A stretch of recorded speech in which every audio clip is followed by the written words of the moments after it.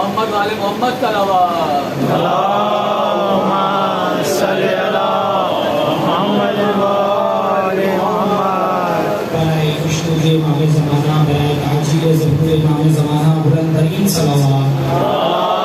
اللہم صلی علی محمد والے محمد. اس سے بہتر اور بلند تر صلوات بھیجیے.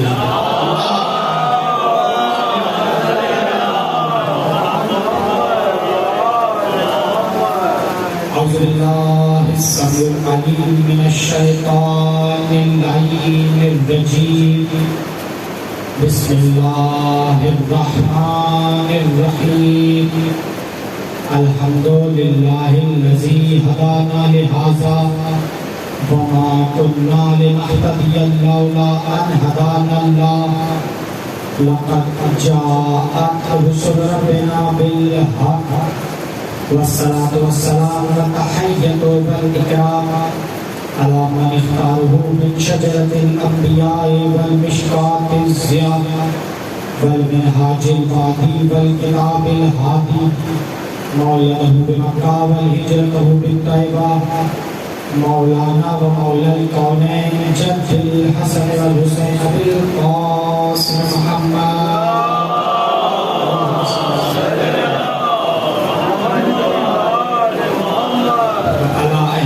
الطيبين الطاهرين المعصومين المظلومين ولعنة الله على أعدائهم أجمعين من يوم العان إلى يوم الدين.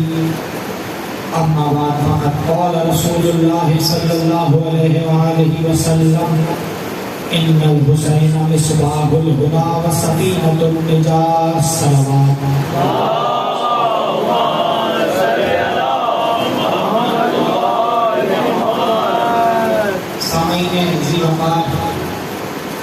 عزاداران مظلوم کربلا، ماتمران سید الشہداء، آج کی یہ سالانہ عظیم الشان مجلس آپ حضرات کے ذوق بانی کی نظر ہے. سرکار دو عالم رسول اکرم صلی اللہ علیہ وآلہ وسلم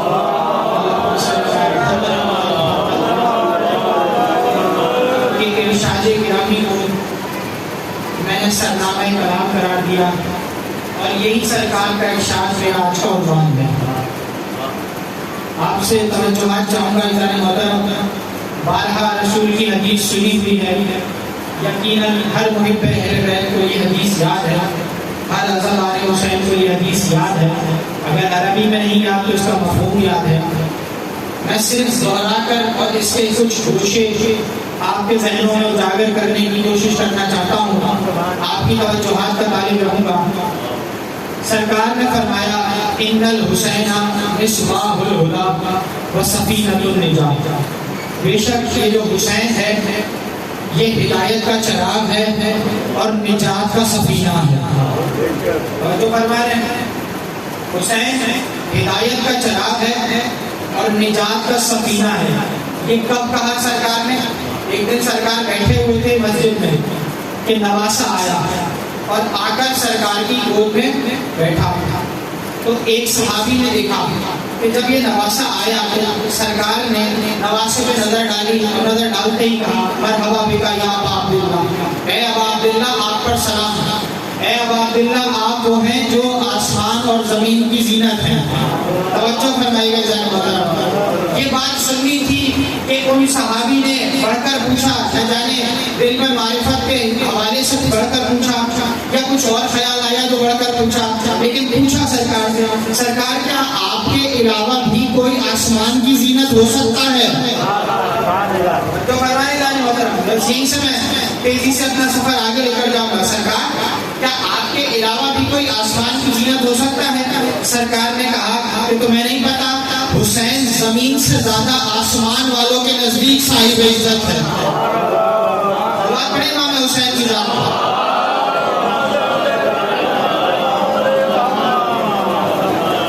کہا کہ اے میرے صحابیوں دیکھو کہ حسین ہے. ان الحسین مصباح الہدی وسفینۃ النجاۃ. یہ میرا بیٹا ہدایت کا چراغ ہے اور نجات کی کشتی ہے. نجات کا سفینہ ہے. کشتی تو سب جانتے ہیں. بس یہ 2 لفظ مجھے بیان کرنے ہیں، اور یہ 2 لفظ اتنے وسیع ہیں کہ ان پہ ایک اشرا پڑھ چکا ہوں.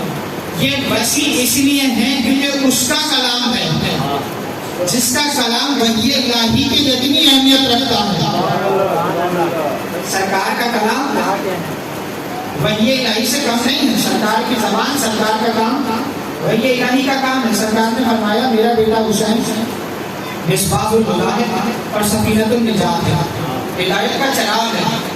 یہ اس لفظ کو غور کریے گا، ہدایت کا چراغ ہے. میں کہوں یا رسول اللہ، فصیح و بلیغ انسان جب گفتگو کرتا ہے، جب ایک عالم گفتگو کرتا ہے تو اس کی گفتگو میں بہت سارے خوبی کے پہلو ہوتے ہیں. خوبی کو چھوڑ کے کسی اور طرف نہیں جایا کرتا، دیکھتا ہے کہ کون سا لفظ کہاں پر اچھا لگے گا، کون سا لفظ کہاں پر بہتر ہے. یہی فصاحت ہے یا نہیں؟ تو فرمائیں، تو سرکار آپ نے روشنی کے لیے کہا کہ ہدایت کا چراغ ہے.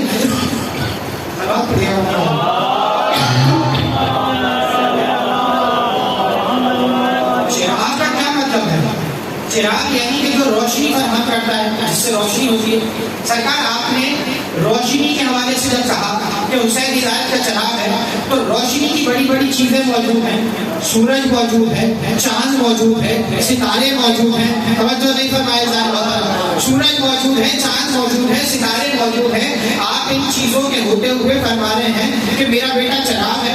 یا رسول اللہ، فضیلت تو اس میں ہے کہ آپ فرمائیں میرا بیٹا سورج ہے، میرا بیٹا آفتاب ہے، میرا بیٹا مہتاب ہے، میرا بیٹا ستارہ ہے. کئی لوگ کہتے ہیں نا فضیلت یہ ہے کہ ستارہ ہے. توجہ نہیں فرمایا. جملہ رائے نہیں کرے گا، میں زیادہ نہیں، میں بس ایک اشارہ کر کے آگے بڑھوں گا کہ سرکار کہہ رہے ہیں کہ ہدایت کا چراغ ہے. یا رسول اللہ، سورج اور چاند جیسے بڑے بڑے ستارے موجود ہیں، ان کے ہوتے ہوئے آپ یہ کہہ رہے ہیں کہ بیٹا میرا ہدایت کا چراغ ہے. بڑی چیز کو چھوڑ کر چھوٹی چیز کا کہہ رہے ہیں. خاموش، بے ادبی نہ کرنا. پہلے یہ سمجھ لو کہ سورج سے سورج نہیں جلایا جا سکتا، چاند سے چاند روشن نہیں ہو سکتا. ایک چراغ سے ہزاروں چراغ روشن ہو سکتے ہیں. ایک چراغ ہو، اس سے ہزاروں چراغ روشن ہو سکتے ہیں. اگر میرا بیدار مجمع میرے ساتھ ہے تو جملہ کہوں، ایک چراغ سے 1000 چراغ روشن ہو سکتے ہیں. کیا مطلب؟ دیکھ لو حسین علیہ السلام ہے. توجہ فرمائے گا. رسول نے کہا چراغ ہدایت ہے. ہدایت جو لے گا اس کے پاس ہدایت کا نور آئے گا یا نہیں؟ ہدایت کا نور آئے گا. سرکار کے اصحاب کرام، سرکار رسول اللہ صلی اللہ علیہ وسلم کے اصحاب کرام کو گن لیجیے اور گن کر بتا دیجیے ان میں سے کتنے علیہ السلام ہیں. توجہ نہیں فرما رہے. گن کر بتائیے گا کتنے علیہ السلام ہیں. سرکار امیر المومنین کے اصحاب کو گن لیجیے گا اور گن کر بتائیے گا کتنے علیہ السلام ہیں. اور اس کے بعد میرے ساتھ کربلا چلیں اور چل کر دیکھیں جو ایک رات پہلے آیا وہ بھی علیہ السلام، جو صبح عاشور آیا وہ بھی علیہ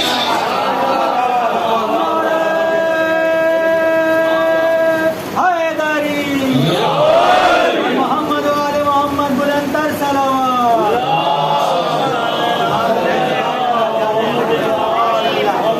آمادہ ہیں میں تو جملے کہوں. توجہ فرمائیے گا. ایک چراغ سے بے شمار چراغ روشن ہو سکتے ہیں. اچھا، تو ایک چراغ سے اگر دوسرا روشن کر لو تو کیا پہلے میں کمی آئے گی؟ نہیں آئے گی. اچھا، دوسرے میں کوئی خاص اضافہ ہوگا؟ نہیں، بس ایک چراغ ہے وہ جلا ہے یا نہیں؟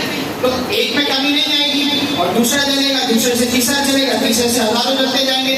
اچھا سرکار آپ نے یہ فرمایا کیا اس کا یہی مطلب تھا؟ کہا نہیں. تم اپنے ذہنوں پہ غور تو کرو، تم فکر سے کام کرو. قرآن نے بار بار کہا سوچتے کیوں نہیں، سمجھتے کیوں نہیں، ہدایت کیوں نہیں لیتے. انسان بس یاد کیے جا رہا ہے، سمجھ نہیں رہا لکھا ہوا کیا ہے. پڑھنے کا بھی اپنا مقام ہے، یاد کرنے کا بھی اپنا مقام ہے، ہر چیز کی اپنی فضیلت ہے. لیکن دیکھو تو صحیح کہ لکھا کیا ہے، کہہ کیا رہا ہے. کا چراغ سے بے شمار چراغ روشن ہو سکتے ہیں. اور کیا بات ہو سکتی ہے؟ اور بات کیا ہو سکتی ہے؟ بھائی چراغ ہے تو چراغ چھوٹا بھی ہو سکتا ہے، چراغ بڑا بھی ہو سکتا ہے. وہ فرما رہے ہیں چراغ چھوٹا بھی ہو سکتا ہے، چراغ بڑا بھی ہو سکتا ہے. آپ کہیں گے بھائی یہ کیا بات ہے, چھوٹا بڑا ہو گیا, اس کا کیا مطلب ہوا؟ بھائی اس کا مطلب یہ ہے کہ حسین ہدایت کا چراغ ہے, جو حسین سے ہدایت لے گا. اور فرمائے گا چراغ سے چراغ جل رہا ہے. اب چراغ سے چراغ کے جلنے کو دیکھیے. حسین جتنا بڑا چراغ ہے, حسین جتنا بڑا ہادی ہے, کیا کوئی چراغ جل کر اتنا بڑا ہو سکتا ہے؟ نہیں ہو سکتا. یہ حسین کا ذات الگ ہے, انسان کا ذات الگ ہے. جملہ ضائع نہ کریے گا. جس کا جتنا ظرف ہے وہ اتنی ہدایت لے گا, اتنا منور ہوتا جائے گا. بھائی بارش ہو رہی تھی, محلے میں بارش ہو رہی تھی, میں گھر سے ایک پلیٹ میں لی اور لے کر میں کھڑا ہو گیا کہ قطرے اس میں آ جائیں. میرے ساتھ میرا بھائی بھی آ گیا, وہ تاشلا لے کر آ گیا. اس کو زیادہ پانی ملے گا یا مجھے؟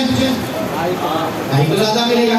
اچھا آپ میں سے کوئی صاحب پانی کی ٹنکی اٹھا کر لے آئے, ڈھکن ہٹا دیا, آپ کو پانی زیادہ ملے گا یا مجھے؟ آپ کہیں گے سب سے زیادہ تو آپ کو ملے گا.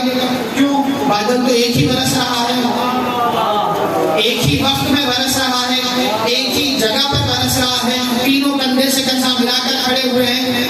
لیکن آپ کے پاس زیادہ آیا, ایک کیا وجہ ہوئی؟ کہ جناب ہمارا ظرف زیادہ تھا. جس کا جتنا ظرف تھا اتنی اس نے حسین سے ہدایت لی. حسین کی ہدایت میں کمی نہیں ہے, آدمی وہی ہے, لینے والے کا مرتبہ ہے. جتنی چاہے ہدایت دے لیں. سلوات پڑھیں نا امام حسین کے ساتھ.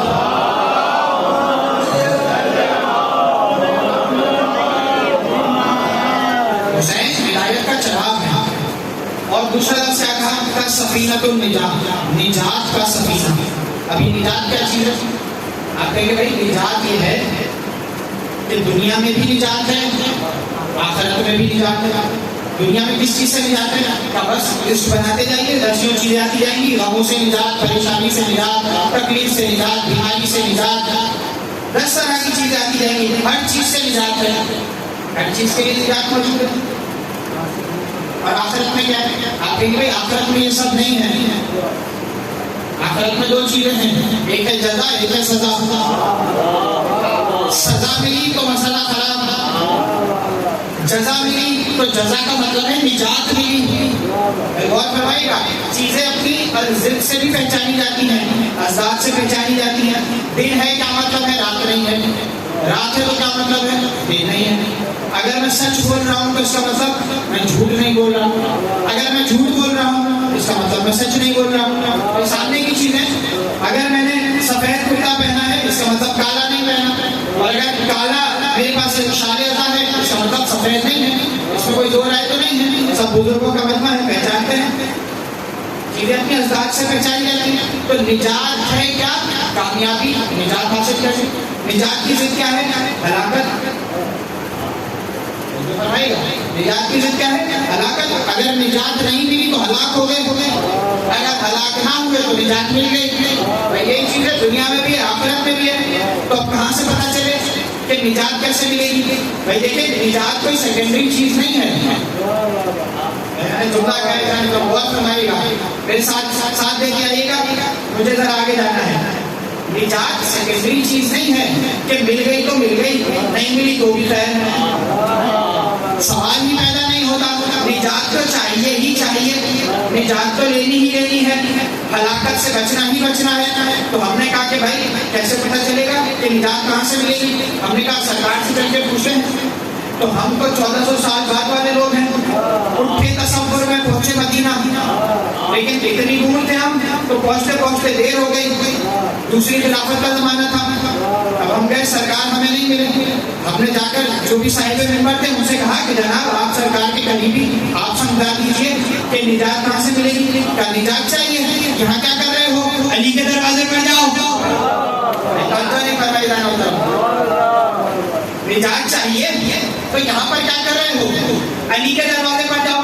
ہم نے کہا اچھا علی کے دروازے پر نجات ملے گی؟ کہا ہاں ہم کہہ رہے ہیں یقین کرو, علی کے دروازے سے نجات ملے گی. ہم نے کہا ٹھیک ہے, ہم نے مان لیا, ہم تو ویسے ہی ماننے والے ہیں, لیکن ہمیں اتنا تو بتا دیجئے کہ آیا آپ نے سرکار سے علی کے اتنے فضائل سن رکھے ہیں کہ آپ کو لگتا ہے کہ یہ دروازہ نجات ہے, علی وسیلہ نجات ہے؟ کیا آپ نے سرکار سے اس قدر فضائل سنے ہیں اس کی وجہ سے یہ کہہ رہے ہیں یا کوئی اور بھی وجہ ہے؟ کہا جناب ہم سن کے نہیں کہہ رہے، آزما کر کہہ رہے ہیں۔ 70 مرتبہ آزما لیا، علی نہ ہوتے تو میں ہلاک ہو جاتا۔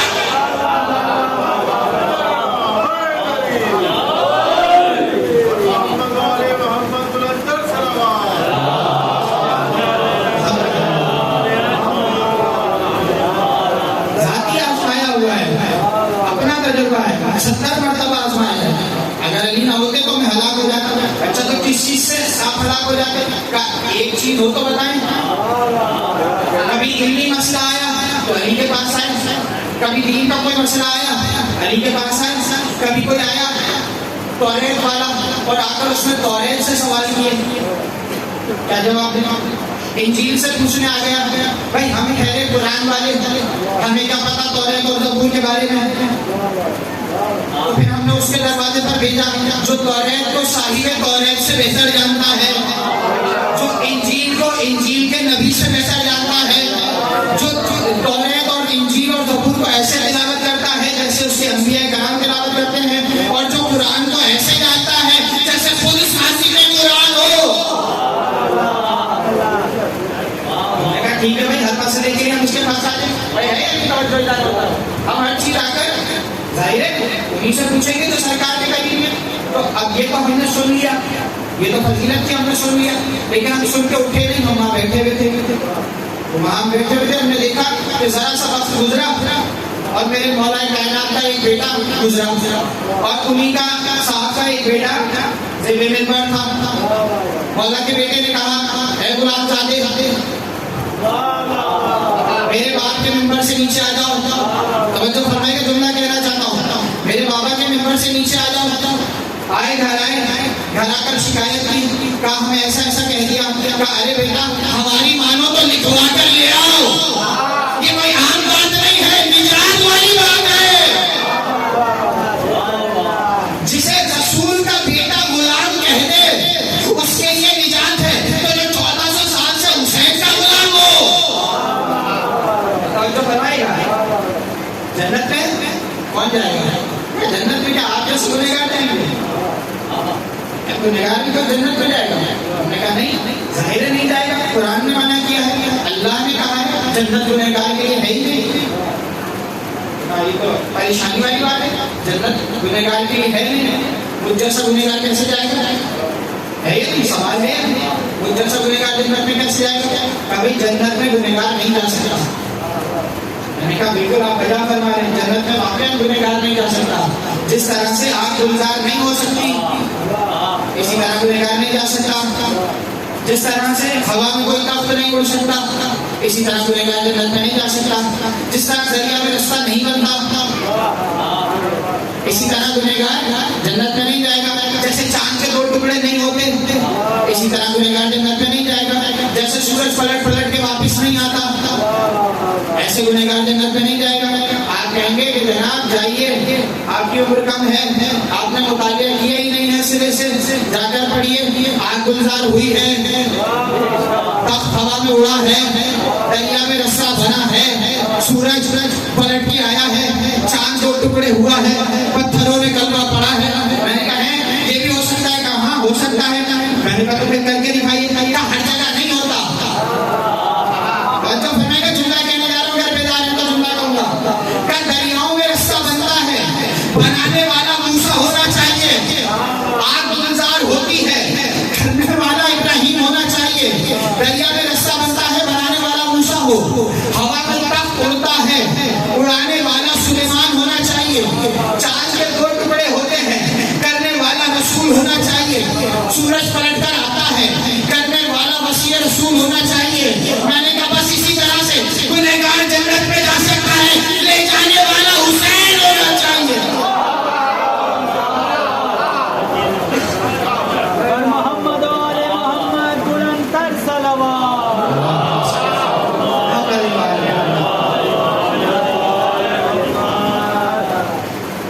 تو جو فرمائے گنہگار جنت میں جا سکتا ہے، لے جانے والا حسین ہونا چاہیے۔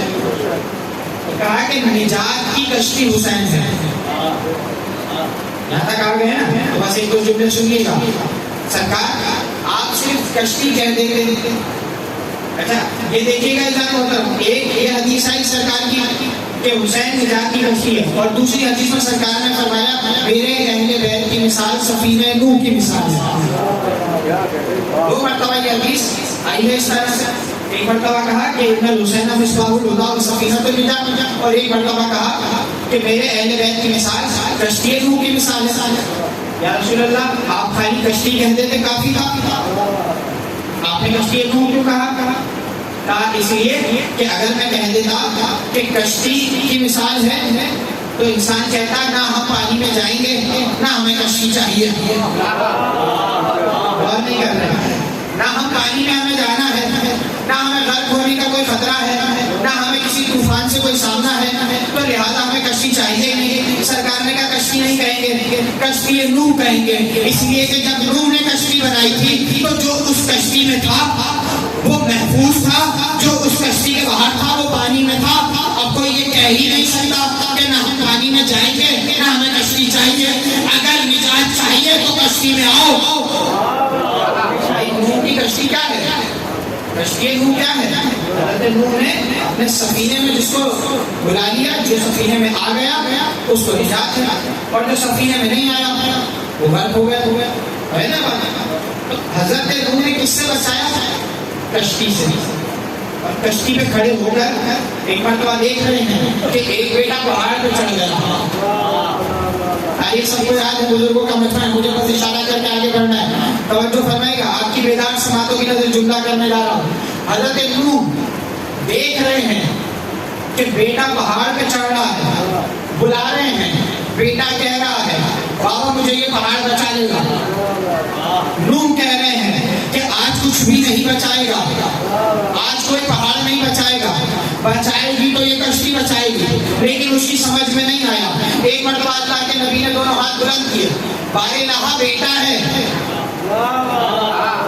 بارے لہا میرا بیٹا ہے. بھائی شفقت قدری بھی تو کوئی چیز ہے نا، باپ ہے نا، بیٹے کا تو خیال آئے گا نا. پروردگار میرا بیٹا ہے، اسے بچا لے. اور اللہ کہہ رہا ہے اے نوح لیس من اہلک، یہ تمہارا بیٹا ہوگا، اہل نہیں ہے. اور جو فرمائے گا اہل نہیں ہے. مختصر یہ کہ بیٹا غرق ہو گیا، نبی دعا مانگ مانگ کر بیٹے کو بچا رہے ہیں. اور یہ میرے سرکار ہیں، فرما رہے ہیں میرا بیٹا ہی کشتی ہے،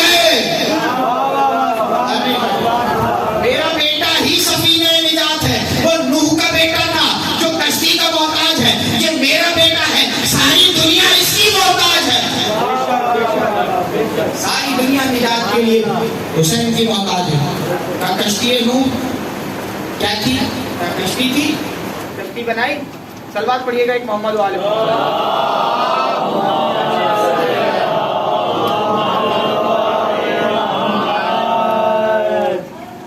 ایک کشتی بنائی. توجہات میری جانب رہیے گا، میں جاری رکھوں گا، کوئی مسئلہ نہیں ہے. کشتی بنائی سرکار نے، خشکی میں بنائی. لوگ دیکھ بھی رہے ہیں، اور معاذ اللہ تاریخ کے یہ جملے ہیں کہ لوگ ہنسنے لگے کہ بھائی خشکی پہ کہاں سفینہ بنا رہے ہیں، کہیں کوئی خشکی پہ بھی سفینہ بناتا ہوگا، ہے یا نہیں؟ عجیب بات ہے، سفینہ بنائے. اب وہ بلا رہے ہیں کہ آپ آ جاؤ، کشتی کے علاوہ کہیں نجات نہیں ملے گی. توجہ فرمائے گا، ایک کشتی بنائی گئی. اب وہ کھجور کا پیڑ تھا یا جو بھی پیڑ تھا، تاریخ میں ملتا ہے کہ کھجور کا پیڑ تھا، حضرت جبرائیل نے لا کر بیج دیا، انہوں نے بویا، اور وہ ایک پھر طویل کہانی ہے جو میں ابھی بیان نہیں کر سکتا. لکڑی کی ایک کشتی بنائی، اس میں بلایا، جو اس میں آیا اسے نجات ملی. ملی یا نہیں ملی؟ ملی نا. اس کو نجات کس چیز سے ملی؟ پانی میں غرق ہونے سے نجات ملی. حسین نے کہا وہ نوح تھے، میں فخر نوح ہوں، انسان کو نجات پانی سے ہی دوں گا. انسان کی آنکھ سے پانی نکلے گا، میں اس کی نجات کا ضامن بن جاؤں گا.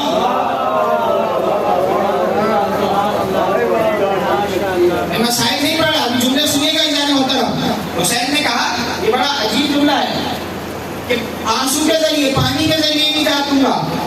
تو مولا کوئی کشتی تھی حضرت نوح کی، اللہ جانے کتنی طویل تھی، کتنی بڑی تھی، کتنی لمبی چوڑی تھی. ایک چیز نظر آتی تھی، یہ اتنی معمولی سی چیز سے نجات. یہ اگر میں سمجھا سکا، آج کی میری محنت سوال ہے. مولا اتنی چھوٹی سی چیز چھوٹی سی چیز کہا کیا تم نے قرآن نہیں پڑھا؟ اللہ نے کیا کہا؟ اللہ نے کہا لن تجدوا لسنت اللہ تبدیلا، اللہ کی سنت تبدیل نہیں ہوتی، اللہ کے طریقے بدلا نہیں کرتے، اس لیے کہ طریقے اس کے بدلے جس کے علم میں نقص ہو، جس کے علم میں کمی ہو، جس کے علم میں کجی ہو، جو مالک علم ہو، جو خالق علم ہو، اس کے طریقے نہیں بدلا کرتے۔ جب ایک بار فیصلہ دے دیا تو دے دیا۔ تو ہم نے کہا بھائی دیکھیں تاریخ میں اب کیا کیا ہے، تو تاریخ میں دیکھیں تو بے شمار واقعات ہیں، لیکن بس ایک چھوٹا سا ذکر کر کے آگے بڑھوں، اس لیے کہ سرکار کی آمد کا مہینہ آنے والا ہے، تو یاد کریں گے سب کہ سرکار کی آمد کا جو سال تھا عام الفیل کہلاتا ہے۔ یمن سے ایک شخص آیا جس کا نام ہے ابرہہ، یہ سب جانتے ہیں تاریخ، مجھے اشارہ کرنا ہے آگے بڑھنا ہے۔ ابرہہ آیا، کیوں آیا؟ خانہ کعبہ کو ڈھانے کے لیے۔ کیوں ڈھانے کے لیے؟ کہ اس لیے کہ جب اس نے سنا کہ خانہ کعبہ ہے مکے میں اور لوگ اس کا طواف کرتے ہیں، تو اس کے دل میں خیال آیا کہ لوگ مکے میں بنے ہوئے ایک گھر کا طواف کرتے ہیں، کیوں نہ میں اپنے گھر اپنے ملک میں ہی ایسا گھر بناؤں۔ یمن کا رہنے والا ہے، یمن سے آیا ہے، کیوں نہ میں یمن میں ہی ایسا بنا لوں، لوگ یہیں پہ طواف کریں۔ تو اس نے بھی اپنا ایک گھر بنایا، لیکن دیکھا کہ لوگ اس طرح سے طواف کرنے نہیں آتے، وہ عزت و توقیر نہیں ملی جو خانہ کعبہ کو ملی تھی، اس لیے کہ اصل ہوتا ہے، نقل ہوتا ہے۔ اب رہا یہ سوچ رہا ہے کہ میں نقلی بنا کر اصلی کے برابر اس کی عزت کرا لوں۔ بھائی میں جملہ کہنا چاہ رہا ہوں جانا ہوتا، اب رہا یہ چاہ رہا ہے کہ میں نقلی بنا کر اصلی کے برابر اس کی عزت کرا لوں، لیکن دنیا جانتی ہے کہ جو اصلی ہے اس کی عزت نقلی جیسی نہیں ہوتی، اور نقلی کی عزت اصلی جیسی نہیں ہوتی۔ اب جب کام نہ بنا، جو سوچا جو چاہا وہ نہ ہوا، تو آیا مکے پر کہ کعبے کو ہی گرا دوں، نہ وہ گھر ہوگا، نہ کوئی اس کا طواف کرے گا۔ پتہ چلا جب اپنے کو کوئی نہ مانتا ہو تو صاحب فضیلت سے جھگڑا کر لو۔ آیا خانہ کعبہ کو ڈھانے کے لیے، اب آیا ہاتھیوں کو لے کر۔ اب عرب کے بدو صحرا میں رہنے والے لوگ اونٹ سے بہت اچھی طرح واقف تھے، ایسی ایسی تاریخیں لکھی ہوئی ہیں، نشان دیکھ کر بتا دیتے تھے کتنے نر گزرے، کتنے مادہ گزرے، ان کی کیا کیا حالتیں تھی بتا دیتے تھے۔ بعض اوقات یہ بھی لکھا ہے کہ کان رکھ کر زمین پر محسوس کر لیتے تھے کتنی دور ہے۔ اور بھی بڑی بڑی چیزیں ہیں جو میں بیان نہیں کرنا چاہتا، نہ میرا موضوع ہے۔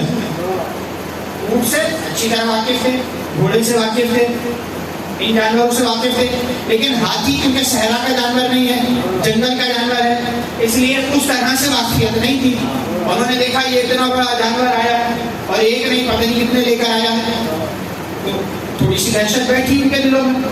اب یہ آیا، آ کر کیا کیا سب تاریخ جانتے ہیں۔ حضرت عبدالمطلب سرکار کے دادا کے اونٹ ضبط کر کے اپنے پاس لے کر چلا گیا۔ حضرت عبدالمطلب اس کے پاس گئے اور جا کر کہا کہ میرے اونٹ مجھے واپس کر دو۔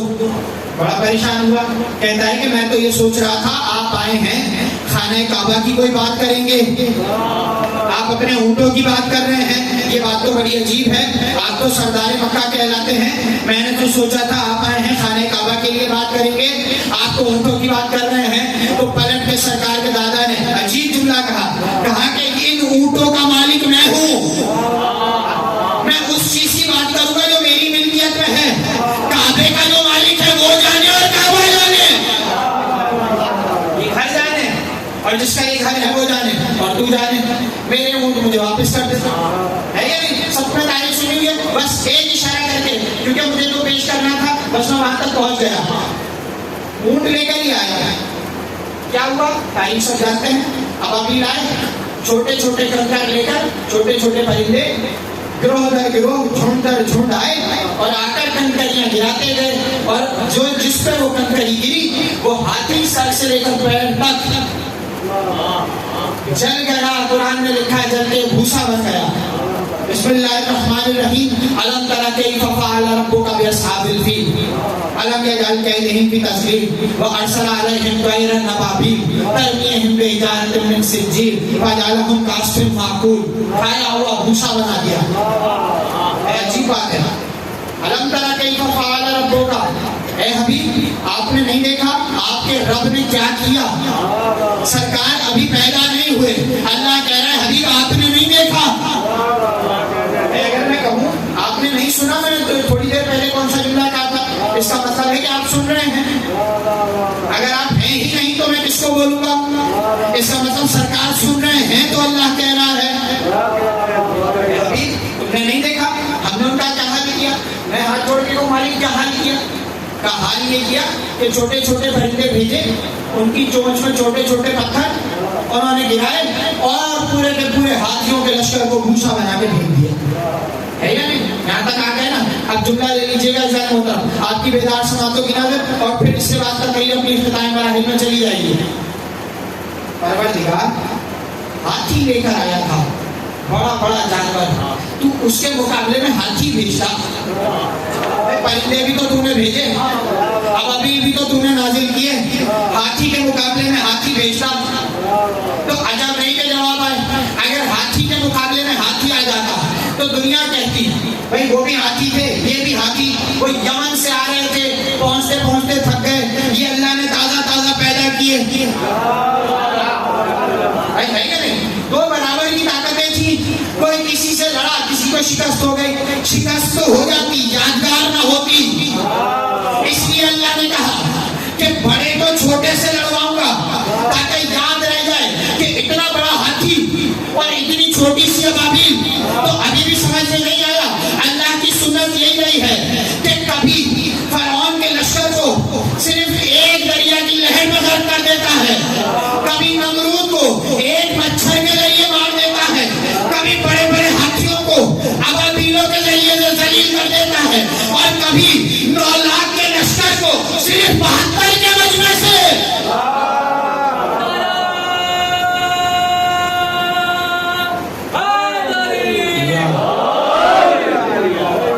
9 لاکھ کے لشکر کو 72 سے ذلیل کروا دیتا ہے۔ نہیں توجہ فرمائیں گے؟ جملہ کہنا چاہتا ہوں آپ کی بیدار سماعتوں کی خدمت میں۔ پروردگار تو نے یہ قاعدہ رکھ دیا، اللہ نے ان کی یہ قاعدہ کر دیا کہ بڑی چیز سے بڑی چیز کو لڑاؤ، تو اس کی بڑائی تھوڑی بیان ہوگی، وہ تو اتنا بڑا قادر ہے، یہی تو اس نے دکھایا کہ میں اتنا بڑا قادر ہوں کہ مقابلے میں ہاتھی ہی کیوں نہ ہو، ایک ابابیل بھی ہو تو کام آئے گی۔ اب جملہ کہو اللہ نے دوبارہ قدرت دکھائی، ابھی میں سائد نہیں پڑھ رہا، جملہ کہہ رہا ہوں، دوبارہ قدرت دکھائی کہ چاہے 9 لاکھ کا لشکر ہی کیوں نہ ہو، ہمارے لشکر کا ایک چھوٹا سا بچہ چھوٹا سا حملہ کرے گا،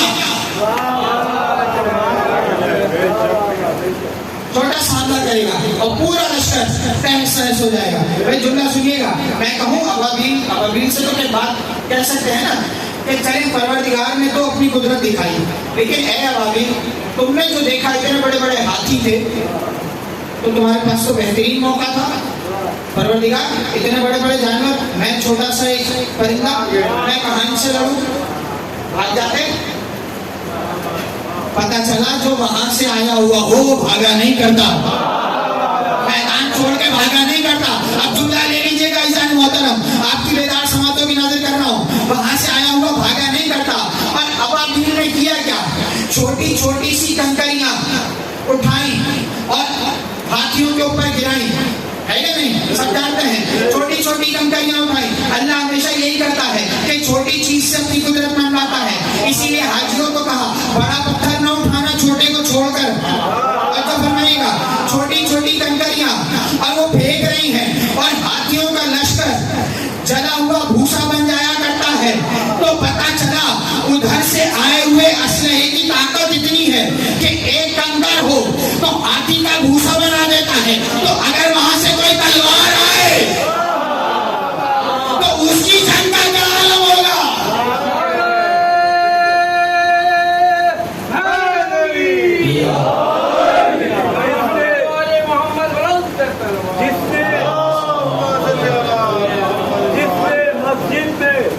شہادت کو ضیا بخشی ہے، جس نے ہر کام سے اللہ کی عبادت کی ہے، ہاں اسی شیر کے ٹھوکر میں زمانہ ہوگا، ہر طرف ناد علی قومی ترانہ ہوگا۔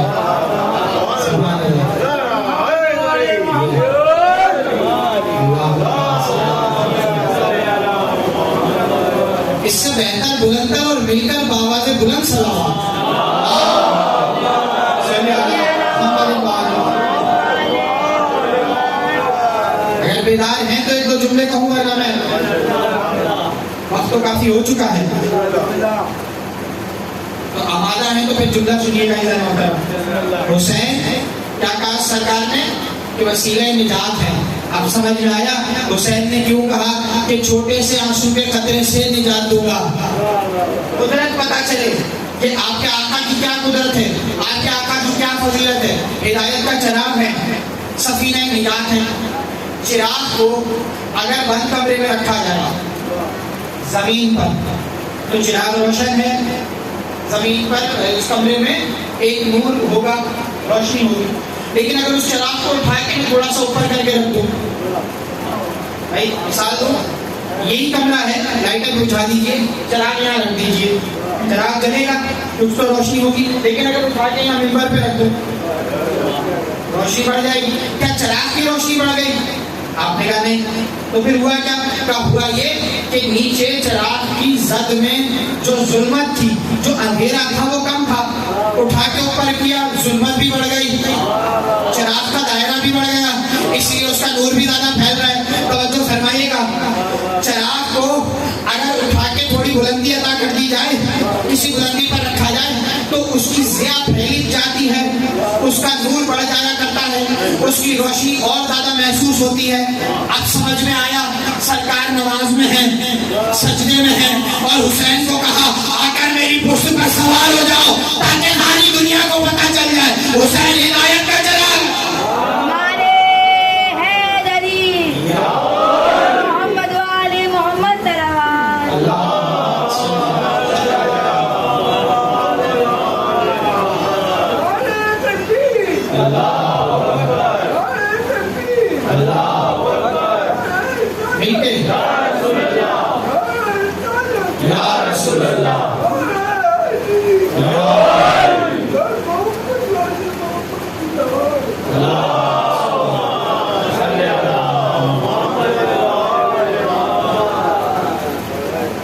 ہدایت کا چراغ ہے، جب سرکار کی پشت پہ آگے بلند ہوگا تو نور بھی پھیل جائے گا، اتنی ہی زیادہ زمین منور ہوگی۔ چراغ کی لو میں، چراغ کی روشنی میں حسین میں کوئی اضافہ نہیں ہوگا، دنیا کا دائرہ بڑھ جائے گا، ظلمت کا دائرہ بڑھ جائے گا۔ جب دائرہ ظلمت بڑھے گا تو دائرہ نور بھی بڑھ جائے گا، ہے نہیں؟ اس کے علاوہ اور بھی دسیوں چیزیں ہیں جو دیکھی جا سکتی ہیں، لیکن سرکار کا یہ کہنا کہ ہدایت کا چراغ ہے، یہ بڑے معرفت کا مرحلہ ہے۔ عزیزان محترم، ایک مرتبہ مل کے صلوات پڑھیے گا محمد والے۔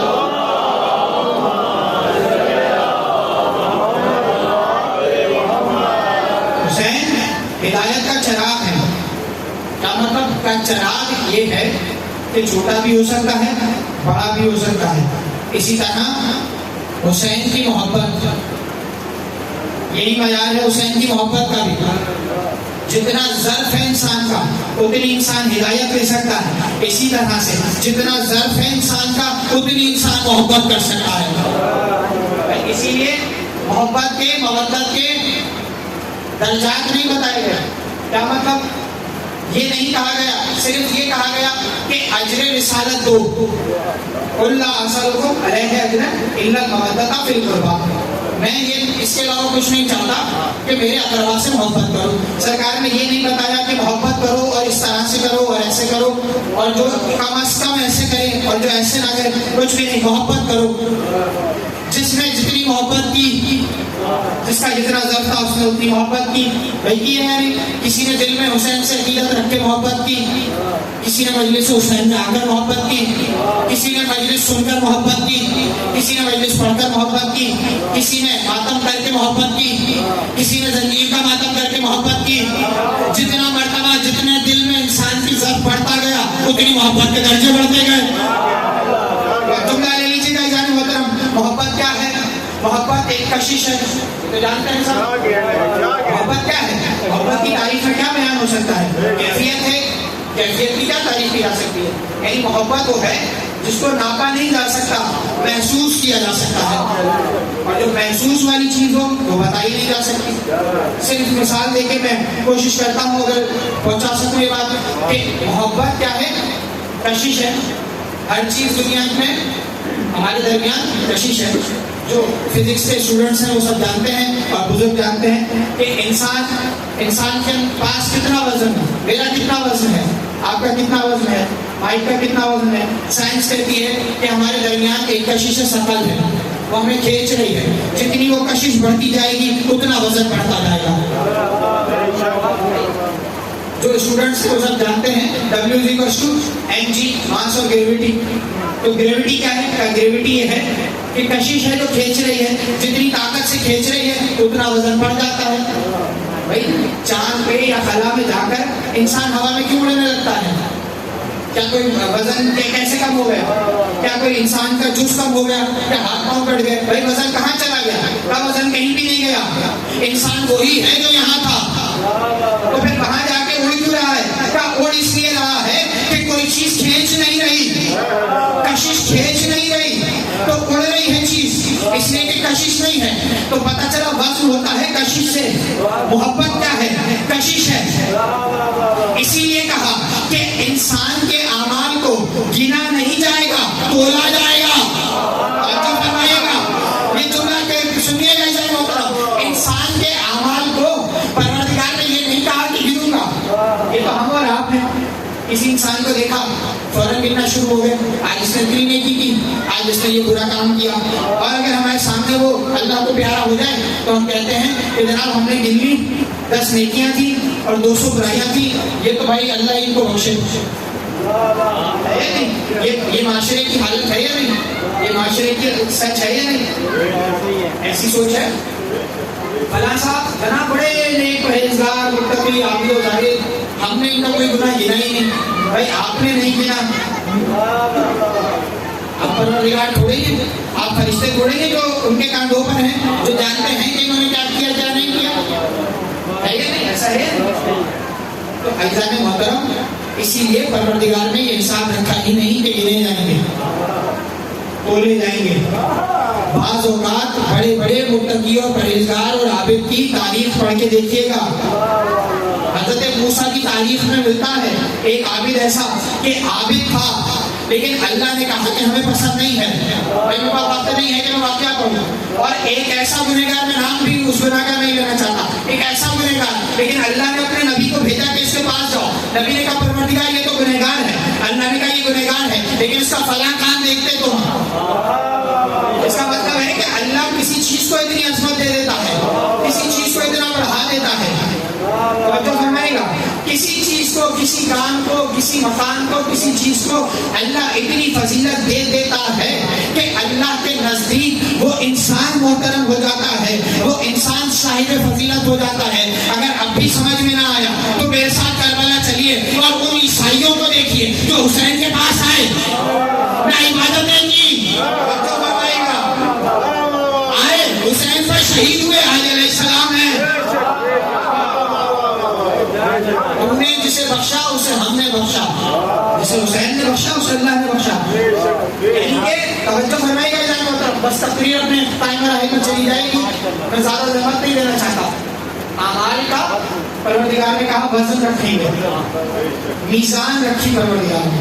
میزان ہے اعمال تولے جائیں گے. اچھا تو یہ اعمال تولنا کیا ہے؟ کبھی اعمال رکھیں گے اور تولیں گے, جو جتنا زیادہ وزنی ہوگا. اب اس کی اس طرح سے بھی تعبیر دی گئی کہ ایک طرف نیکی رکھی جائے گی, ایک طرف بدی رکھی جائے گی. جس کا پلڑا بھاری ہوا, جو چیزیں زیادہ ہوئی انسان کے پاس. تو اب میں آپ ایک سوال کروں, اگر میں ترازو میں ایک طرف ایک 500 کلو کا بار رکھ دوں اور ایک طرف کوئی بھی چیز مثال کے طور پہ مونگ پھلی ڈالنا شروع کروں, تو مونگ پھلی کے کتنے دانے آئیں گے؟ انصاف سے بتائیں, تصور نہیں کر سکتے. بے شمار آئیں گے, پتہ نہیں کتنے آ جائیں گے. ہے اس طرف کتنا ہے؟ کہا ایک. اس کا مطلب 500-600 دانوں پہ بھاری ہو گیا وہ ایک ہے یا نہیں؟ لوہے کا چھوٹا سا ٹکڑا ہے اور وہ مونگ پھلی کے اتنے سارے دانے ہیں. اچھا اور ایک اور میں مثال لے لیجیے, وہی بار رکھیے گا 500 کا, اور اب ذرا دال کے دانے گنیے گا, چینی کے دانے گنیے گا. اب آپ کہیں گے کہ بھائی پتہ نہیں ہزاروں میں سے لاکھوں میں پہنچ جائیں, ہمیں نہیں معلوم کتنے ہوں گے دانے. تو میں نے کہا بھائی اتنی ساری نیکیاں کی ایک آدمی نے, لیکن پلڑا اوپر ہی نہیں آ رہا, پلڑا نیچے ہی نہیں آ رہا, وزن ہی نہیں ہے اس میں. اور ایک طرف ایک شخص نے ہی بات رکھا ہوا ہے اس میں اتنا وزن ہے کہ جناب آپ کو یہ سمجھنے کی ضرورت ہے کہ دنیا میں ایک قوت ہے, اس کا نام ہے کشش ثقل, جسے سائنس کہتی ہے گریویٹی. وہ جتنی زور سے کھینچے گی اتنا وزن بڑھ جائے گا. اس کا مطلب ہے کہ کوئی قوت ہے. اب سمجھ میں آیا جو میں نے جملہ کہا تھا, محبت میں کشش ہے, محبت اپنی طرف کھینچتی ہے. پروردگار جب میدان محشر میں میزان لگائے گا تو اعمال کا وزن تب ہوگا جب محبت اہل بیت کی کشش ہوگی. وہ کشش کھینچے گی تو عمل میں وزن ہوگا.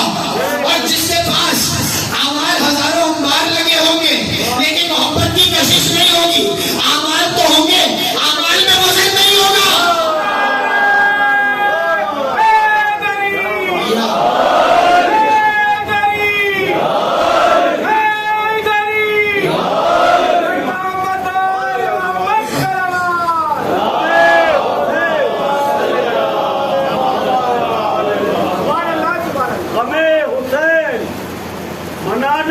بہت ضروری ہے.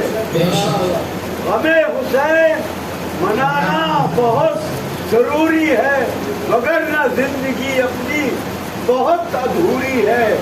عداوتوں کو بھلا کر چلو حسین کے ساتھ, حسینیت کو بچانا بہت ضروری ہے.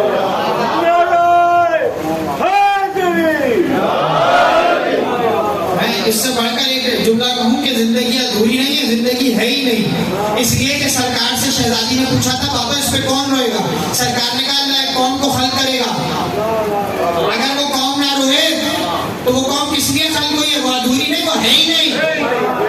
توجہ رکھیے گا, اعمال کا وزن ہو رہا ہے میدان محشر میں. تو مجھ جیسا گنہگار اعمال لے کر پہنچا تو پتہ چلا نیکی تو ہے ہی نہیں, دو چار چیزیں ہیں, اور بدی دیکھی تو بھری پڑی ہیں, ہر قسم کے گناہ نعوذ باللہ استغفر اللہ کر لیے. تو کیا ہوا, کہا بھائی اس سے نہیں فرق پڑتا, پہلے تو یہ دیکھو کہ محبت کی کشش ہے یا نہیں. وہ جو دو عمل کیے تھے اس میں خلوص کتنا ہے یہ دیکھو, اس کی پاکیزگی کو دیکھو, محبت اہل بیت کے ساتھ کیے تھے یا نہیں کیے تھے یہ دیکھو. اچھا مونگ پھلی کے دانے ایک طرف رکھے ہوئے ہیں, 500-600 دانے ایک طرف, ایک لوہے کا ٹکڑا, لیکن وزنی لوہے کا ٹکڑا ہے اور وہ ہلکے ہیں, ٹھیک ہے, لیکن ترازو میں رکھے ہوئے ہیں, اڑ نہیں رہے. جو فرمائے گا جیسے زمین کھینچ رہی ہے نیچے آ رہی ہے چیز, اسی طرح کچھ چیزیں ایسی اڑتی ہیں. بھائی غبارہ ہے, ہوا بھر دو, گیس بھر دو, ہوا میں اڑ جاتا ہے یا نہیں. اس کا مطلب ہے کہ ایسا بھی ممکن ہے کہ چیز بجائے زمین پہ آنے کے الٹا اوپر اڑنے لگ جائے. اور جو فرمائے گا یعنی یہ ہو سکتا ہے کہ اعمال میں ترازو میں اعمال رکھے ہوئے ہوں اور اعمال اڑنے لگ جائیں. بھائی کیسے اڑیں گے, آپ نے کہا بھائی کیسے اڑیں گے, تو بھائی جس کے عمل میں بھوسے اہل بیت کی گیس بھری ہوگی وہ ترازو پہ رکے گا ہی نہیں. فرشتے پکڑ پکڑ کے لائیں گے, وہ ترازو پہ رکے گا ہی نہیں. اسی لیے کہا بے حبے اہل بیت عبادت فضول ہے.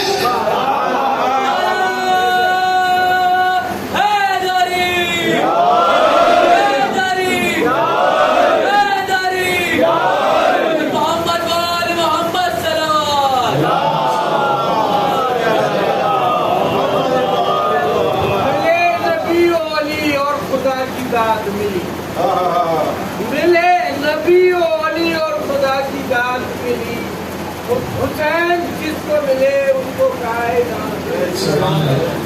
اور تیرے حسین پہ آؤ تو مثل حر آؤ, تیرے حسین پہ آؤ تو مثل حر آؤ. وزیر خوب تمہیں کام کی یہ بات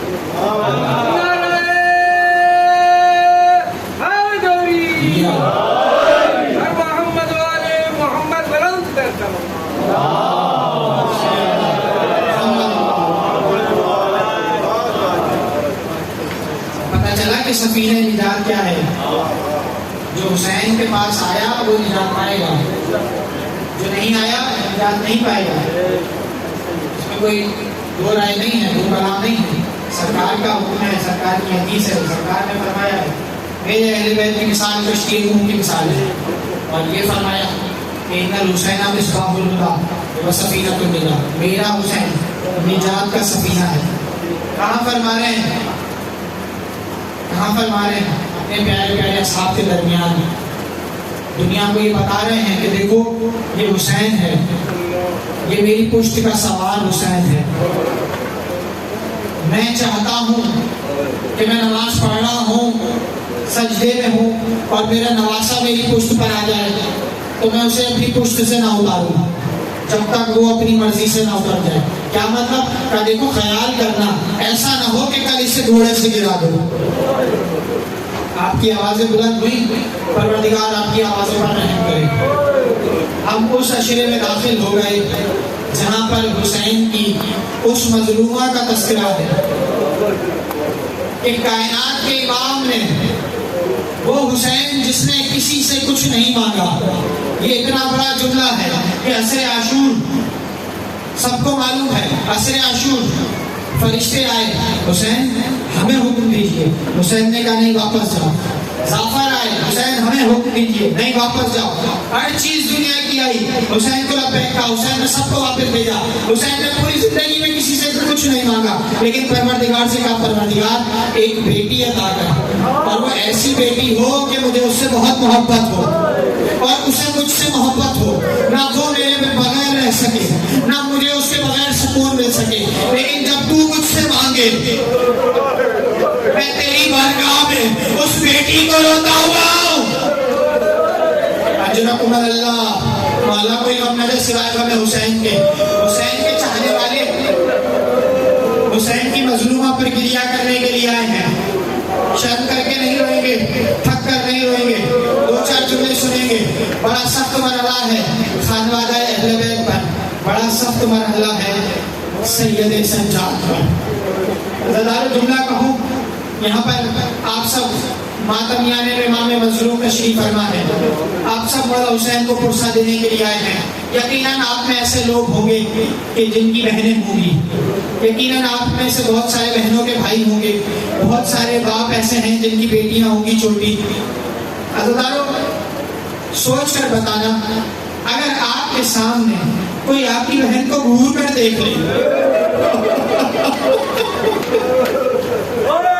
دانا پانی اٹھ جاتا ہے, ہاتھ پاؤں کانپنے لگتے ہیں. اگر انسان غیرت مند ہو, چاہے کتنا شریف ہو, کوشش کرے گا دو دو ہاتھ کرنے کی, تیری ہمت کیسے ہوگی؟ ہائے میرا مولا سجاد. عام غیرت مند کا یہ حال ہے جس کا لقب غیرت اللہ. ہائے میرا مجبوری امتحان میں مولا ہے.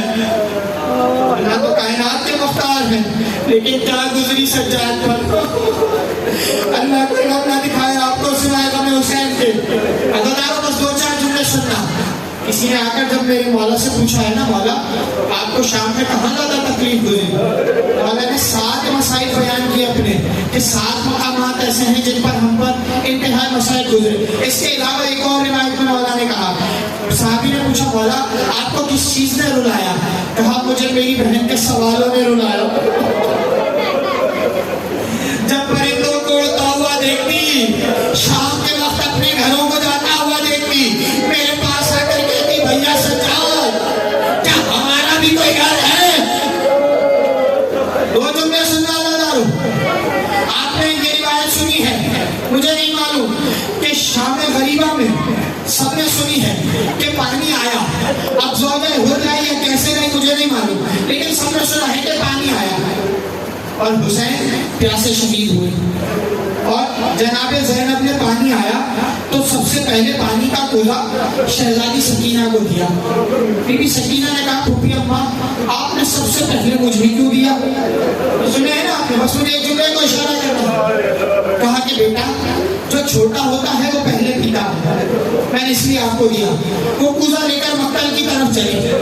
پھوپھی اماں میرا بھائی مجھ سے بھی چھوٹا ہے, لیکن روایت میں اس سے آگے نہیں ہے کہ کیا اللہ جانے سکینہ نے وہ پانی کس کو پلایا. ارے یہ سر کا لاشا تو لوگ کے نیزہ پر لائن لگے, مجھے نہیں معلوم. عزیزانو, یہ تو سب نے سنا کہ پانی آیا, اور بیویوں نے پیا یا نہیں پیا یہ ایک الگ بحث ہے، لیکن مجھے تاریخ میں نہیں ملتا کہ سکینہ نے پانی کب پیا۔ جملہ سنو گے، قافلہ جب راہ میں کہیں رات میں رکا کرتے تھے تو بیویوں کی اگر کبھی رسن کھول دی جاتی اور یہ قافلہ اونٹوں سے زمین پر آتا اور ان کی رسن کھولی جاتی، تو ایک بار کا ایسا لکھا ہوا ہے، روایت ہے، میرے مولا مظلوم فرماتے ہیں کہ ایک مرتبہ ایسا ہوا کہ جب رسیاں کھولی گئیں تو میری چھوٹی سی بہن جلدی سے آ کر میرے گلے لگی، بھیا سجا کہتی ہوئی جیسے ہی میرے سینے سے آ کر لگی مجھے تکلیف ہوئی اور میں نے ایک آہ بلند کی۔ بہن نے کہا بھیا کیا آپ کو تکلیف ہوئی؟ اس سے اگلا جملہ میں نہیں پڑھ سکتا، بس جملہ سننا۔ اس کے بعد سے جب بھی سکینہ کو پانی ملا، پانی کا کوزہ لے کر سید سجاد کے لوہے پر ڈال دیتے، بھیا تمہارا لوہا گرم ہے۔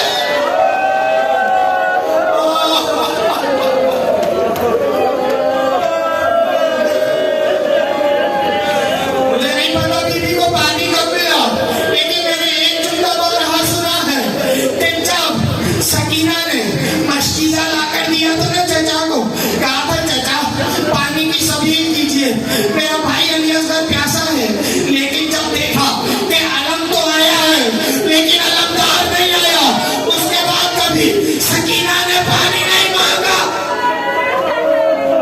بس ایک جملہ سننا کیونکہ حکم ہے تو میں پیش کرتا ہوں، کون ہے سکینہ کا چچا؟ بس ایک جملہ سننا اور بس میں اپنے اختتام والا دن آ چکا۔ پروردگار آپ سب کے گریے کو قبول کرے، پروردگار آپ سب کی جائز حاجتوں کو قبول کرے۔ بس ایک جملہ یہ سوچ کر کہ اللہ جانے کس کے برابر میں سجاد بیٹھے ہوں، اللہ جانے کس کے برابر میں امام زمانہ بیٹھے ہوں۔ ہزاروں سنو گے، جب شام غریبہ آئی، یہ بیوی وہ بیوی ہے، 3.5 یا 4 سال کا سن ہے، لیکن دیکھ رہی ہے کہ کیا کیا ہو رہا ہے۔ عزیزانو، حسین نے تو اپنی بچی کو رخصت کیا سینے سے لگا کر اور اس کے بعد خیمے میں چھوڑ کر باہر آیا، لیکن بچی نے دیکھا کہ بابا کا لاشا کیسے پامال ہو رہا ہے، اللہ جانے کیا کیا مسائل رہے۔ بچی نے دیکھا کہ کیسے خیموں میں آگ لگی، بچی نے دیکھا کہ کیسے پھوپھی اماں کے سر سے نیزے کی نوک لگا کر چادریں چھینی گئی۔ اللہ تعالیٰ جملہ سنو گے، ایک بیوی نے بڑھ کر کہا یہ بچی وہ بچی ہے جس کی ماں اتنی غریب ہے۔ بیوی ام رباب اجرکم اللہ، مولا کوئی غم نہ دے سوائے امام حسین کے۔ بیوی رباب وہ ماں ہے جو دیکھ رہی ہے کہ میری بچی کو تماچے مارے جا رہے ہیں۔ شعراء نبی حدیث نے لکھا 1900 ہے زخم تنے چاک چاک پر، یعنی حسین کے زخم تو گنے گئے لیکن کسی نے نہ بتایا کہ کربلا سے شام تک شہزادی کو تماچے کتنے لگے۔ بس ایک جملہ، میرا مولا میرے وقت کا امام کہتا ہے میرا سلام اس پر کہ جس کے رخساروں کی رنگت کربلا سے شام تک تبدیل۔ بیویوں میرا باپ جو دیکھ رہی ہے کہ میری بچی کو تماچا مارا جا رہا ہے، بس اس کی غربت میں ایک جملہ سننا اور پروردگار آپ کے گریے کو قبول کرے۔ بیوی دیکھ رہی ہے کہ بچی کو تماچا مارا جا رہا ہے۔ بیوی ام رباب نے ایک مرتبہ حسرت والی نگاہ سے بیوی زینب کی جانب نظر کی، شاید کہنا چاہتی ہوں کہ بیوی میری بچی چھوٹی ہے، میری بیٹی چھوٹی ہے، لیکن بیوی نے بڑھ کر کہا کہ اے بیوی رباب آج زینب کی طرف نہ دیکھنا، وہ جو میرا بھائی عباس تھا جس کے بھروسے پر زینب آئی، اب وہ عباس نہیں ہے۔